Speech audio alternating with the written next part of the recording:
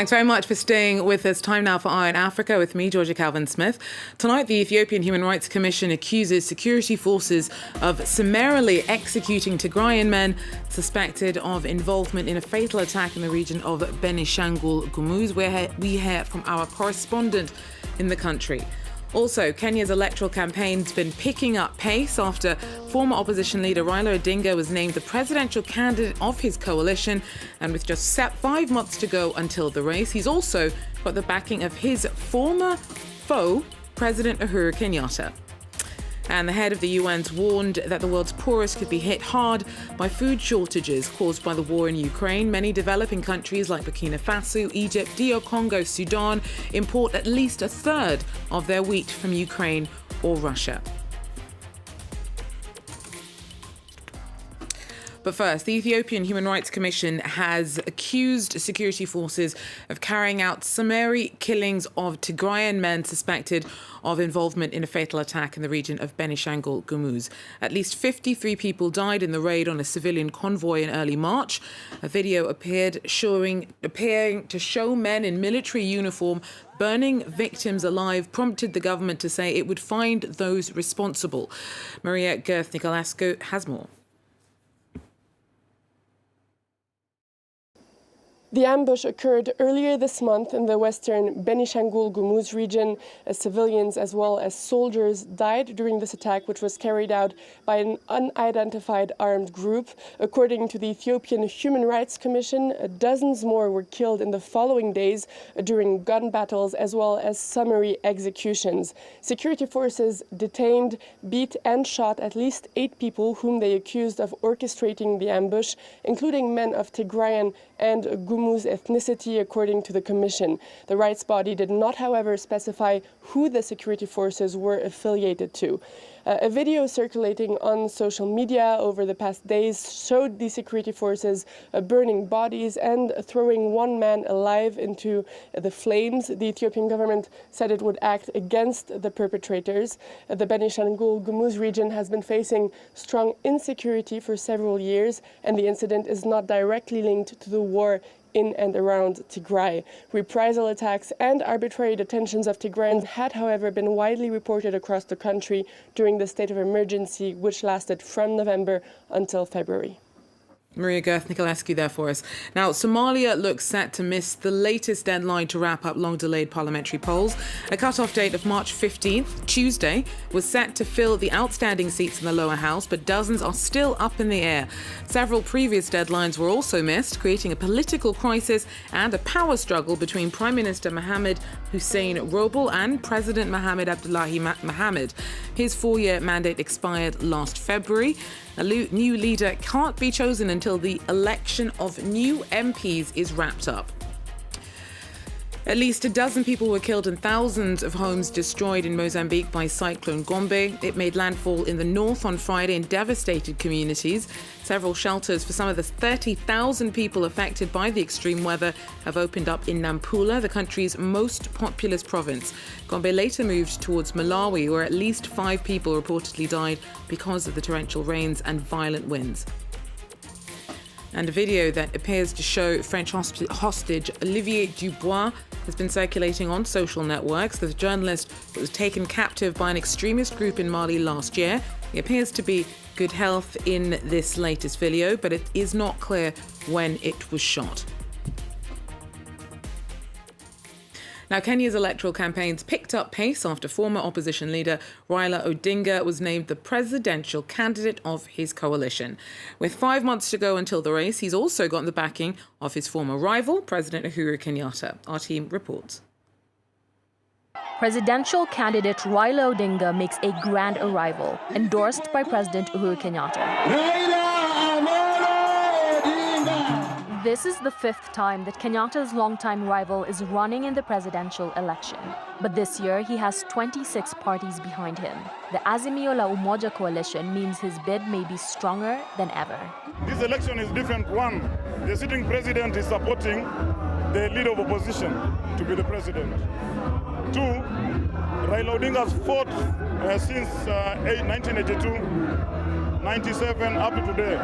So his day has come, his day is now. This alliance brings a lifelong political rivalry between Uhuru Kenyatta and Raila Odinga to an end.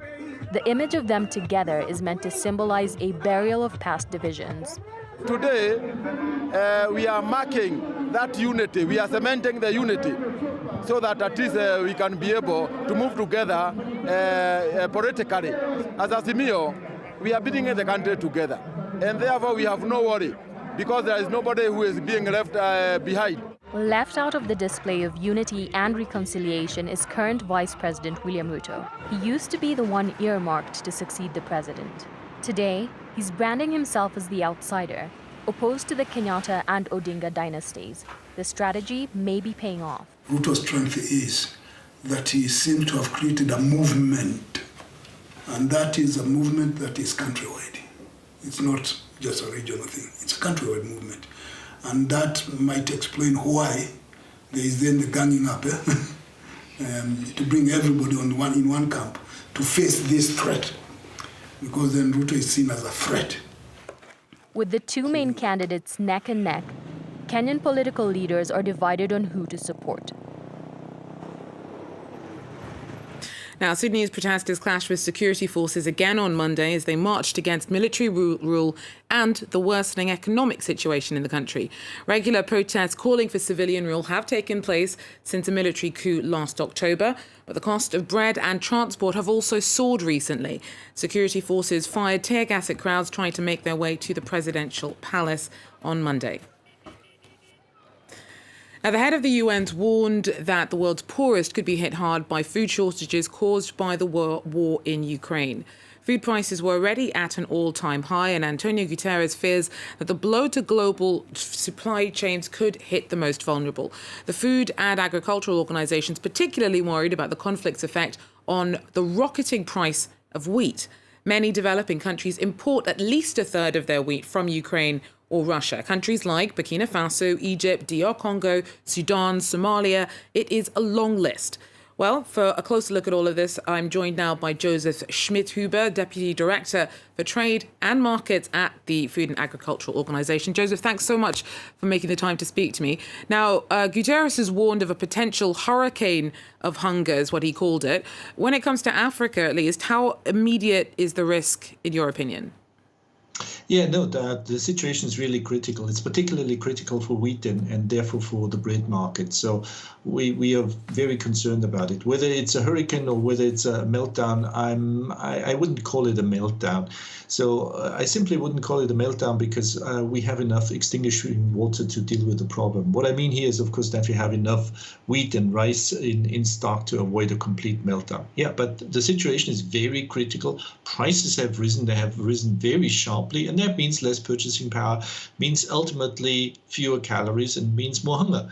But actually, and that's something that's often forgotten, it doesn't only mean more hunger. It also means that poorer consumers will have to shift away from better and healthier foods, such as fruits and vegetables, pulses, meat, dairy products, to cheaper calories, such as in roots and tubers or in sugar in particular. And that means that we will not only see more hunger, but also more malnutrition, so more vitamin A, more zinc, more iron deficits, etc. Now, food prices are the highest that they've ever been, but they have been creeping up for a while now. And the pandemic certainly didn't help on that front. How does the conflict in Ukraine fit into a landscape that's actually seen some pretty significant and destabilizing swings up and down over the years? Yeah, that's absolutely true. And indeed, we have seen huge swings, but not only in food prices, also in energy prices. And what the Ukraine war brings home now in a big way is that quite often food and energy prices move in parallel.